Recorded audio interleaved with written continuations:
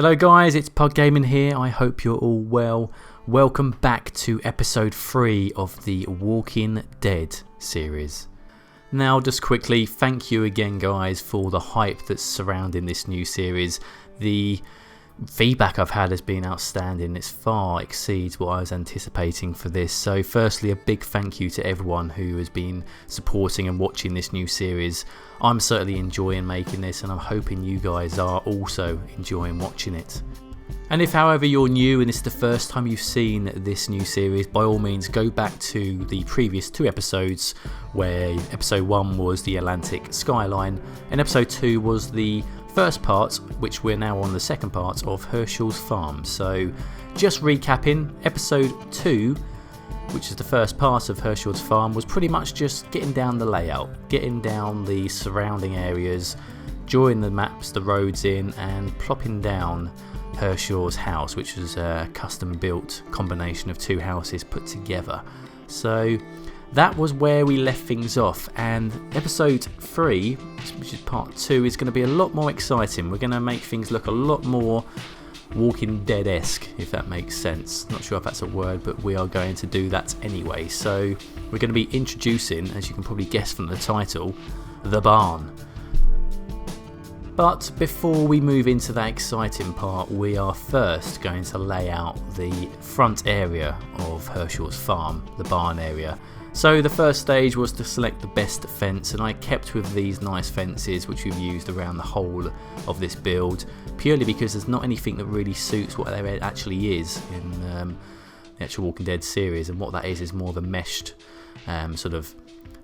metal fence, which unfortunately there isn't anything that looks too similar on the workshop. So we've kept with that and we've gone for a metal gate, which looks pretty good in my opinion. It's the best we can get out of it. It is a metal sort of fence that metal gate that they use to push through when they are running towards the farm in that very exciting scene. But that's what we're going to do for now. We'll leave it as that.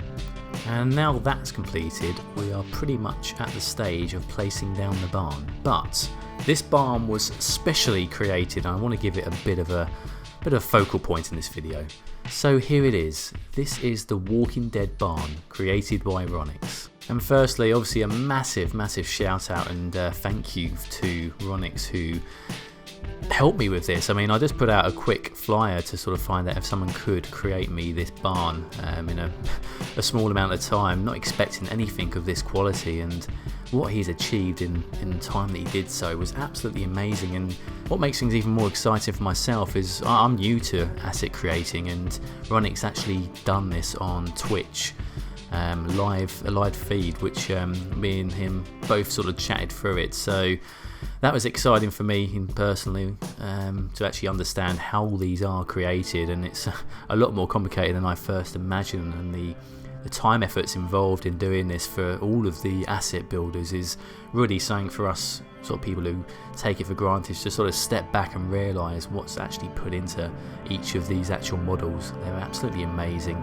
So if you want to catch that video on Twitch and watch Ronix build this up, he's got a video on YouTube, and also the Twitch live video is on there, which I will link in the description below.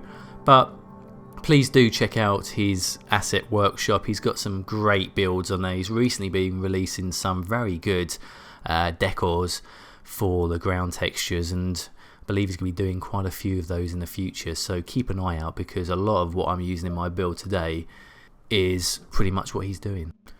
So now that's over with, let's get back into the time lapse. So the placement of the barn was the next issue. So working out from the pictures and the images that I've sort of retrieved offline, we've managed to locate the best spot for the barn. Difficulties here was trying to match up assets that really fitted the scene here. So looking at some of the pictures and images of the barn, and even watching over the episode, you can see there's a lot of sort of random stuff outside the barn, and also realised at this point that the track around the actual house was a lot slimmer than what I first created. So I wanted to make that a little bit more realistic and make that a lot more, well, as it is in real life, which took a little while, but we got there in the end. And the next step beyond here was to try and find the most suitable decors from the workshop. So something to sort of imitate the fact that this grass isn't the best grass around the building. If you look on the maps, on Google Maps, the actual area itself isn't the most pleasant in terms of luscious green grass, which is obviously what this standardly is. So we went for a bit of a sort of a dirty sort of feel across it using some of the decors, and there's been a lot of them recently released on the workshop, and it really now allows us to really express our sort of landscapes in a great deal of many different ways now. So looking at what I'm doing here, I'm using a combination of some of the decors and with the actual standard sort of ground placements as well. So it's all about combining the two together to get that realism that you really need to achieve. And a huge shout out to the likes of, again, Ronix, who's been creating some great decor recently in the workshop. We've got a lot of others as well, which we've got a quick shout out for. Evania, I've been using a lot of her work as well. Certainly the brown dirt that she released recently, that definitely worked out very well for this build, as you'll see a little bit later in some of the other shots. And also Temple of Doom has done some great sort of cracked dirt decors and some grassy areas, which again you'll be able to see me use quite regularly in this build. But with the combination of all of theirs, I've been able to create something quite, well, masterful in my opinion in terms of what I've been able to achieve in the past. Certainly the last sort of month or so, we weren't as lucky enough to have this many sort of texture packs that we can add down now. So this really is opening up the whole customization of City Skylines, which is certainly a very, very unique feature for it itself, and it's what keeps everyone still building, in my opinion. Like for me, for example, having this and being able to do all these extra bits of detail is what really pushed me to do this Walking Dead series. Without that, you wouldn't really be able to do that, and it wouldn't look very good at all. I mean, I'll have to use standard vanilla barns, for example, which would certainly not give off anywhere near what the custom assets themselves actually give off. So we are extremely lucky, and again, a big shout out to all you modders out there and asset creators. You really are changing the way we play and really keeping these videos and series going and keeping them nice and fresh. But anyway, let's move back into the build itself. So what I'm doing here is placing down some of the foliage around the farm itself. So we wanted to create a bit of depth around here, so filling in some grassy areas and a few plants, etc. But again, I wanted to make this still look like it was lived in. Again, in the series, I know a lot of the places are sort of abandoned and no one lives there and it's all run down, etc. But this barn, for example, is this family itself in the series are living as they were beforehand, just obviously fighting off zombies, etc. So I wanted to still make it look that it was still a lived in area, but obviously some of the props and assets I managed to put down do sort of recreate the whole, okay, it's not lived in how it used to. There's a lot of rubbish around, etc., and it's still active in that sort of purpose. And one thing I have worked out and noticed is if you're using the cinematic camera, if you go into a view and zoom in such as I have here and change the second bar, you can get a lot better in terms of your viewing angles, not just for your videos, but as you can see here, I'm able now to detail at an even closer sort of magnified view, and that really does sort of help, because if you're designing prior to using the cinematic camera, some of the placement of your props may not be quite what you wanted. So by all means, use this, like I am, as a better function tool when you're actually putting down your props and assets. It really does help, and since I've been using this, I've certainly been able to create a lot more detailed designs, and they do really work much better. So a handy little tip there, guys. By all means, give it a try and see how you get on. But going back to the video, as you can see here, when we're zooming in, you can see that the detail is starting to take shape now. So this little area here at the back, we're kind of just creating a sort of a bonfire sort of area. So in the series, the zombies do sort of, once they get killed, they do burn them off, etc. So sort of replicating that sort of a feeling. Just to add something there. I mean, I'm not going to be able to copy the actual design like for like, because firstly it's difficult to do so because there's not a lot of still shots of this area in the series. It's all action shots, apart from inside the barn itself. So a bit of my own input and imagination here is being used to sort of create a bit of a better view here. Now we're going to jump into a short time lapse just whilst I detail some of the other areas here, putting down some of the grass decors to make it look a little bit more solid. So we'll catch up shortly.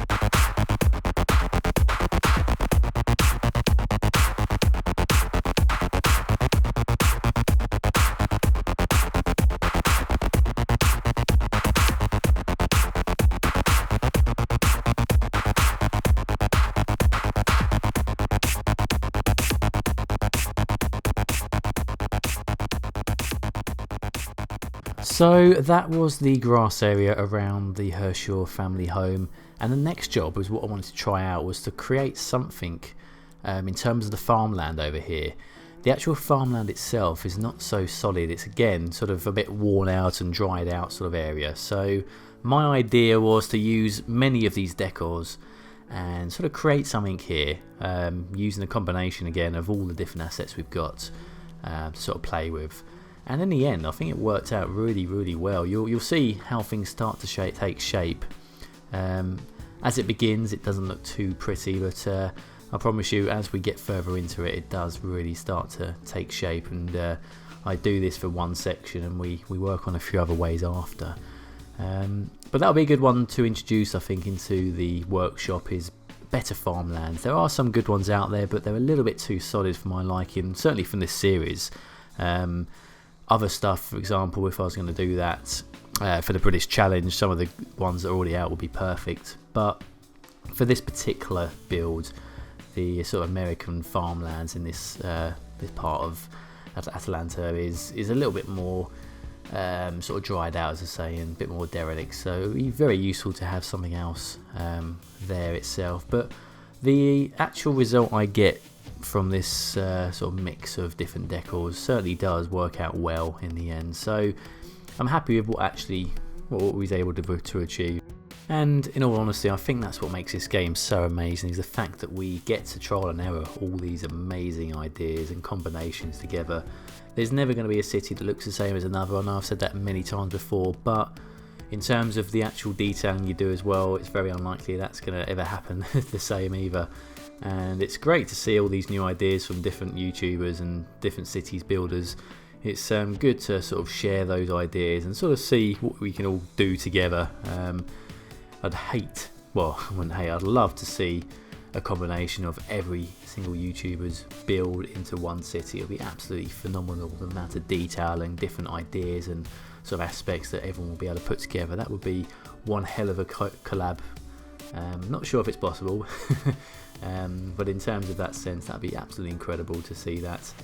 And yeah, so what we're doing here is just finishing off these sort of farmlands here, using these dirt strips as sort of more of a texturing basis here. And in the end, I do the same throughout the rest of the build, but with a lot less decors. I wanted to sort of create a few patches of different areas, which in the end ends up being a bit more of a solid finish, but it works in the end. And if you look it on Google Maps, it is all this sort of texture. The actual Hershel Farm itself does have a little bit of grassy area around it, but the majority of the farming fields around them is more in this sort of area, so it works well in that sense. And we're just adding a bit more detail on the grass. To me at first it looks a little bit too green, so we added a few more sort of darker decors. And as you can see now, entering into the cinematics, you can really see how it took shape. The additional sort of layers underneath the standard yellowy finish really do excel and make things look a lot more realistic in my eyes. It gives you that perception of there's dirt underneath this sort of yellowy green grass. So very happy of the outcome, and that leads us towards the end now of episode 3 of The Walking Dead, labelled The Barn. So Hershel's Farm is now completed. I'm going to leave you guys with a few cinematics of the final result. Thank you very much indeed for watching, and I look forward to your feedback. If you haven't already, please give the channel a sub, and if you enjoyed this video, please hit that like button. Until next time guys, all the best.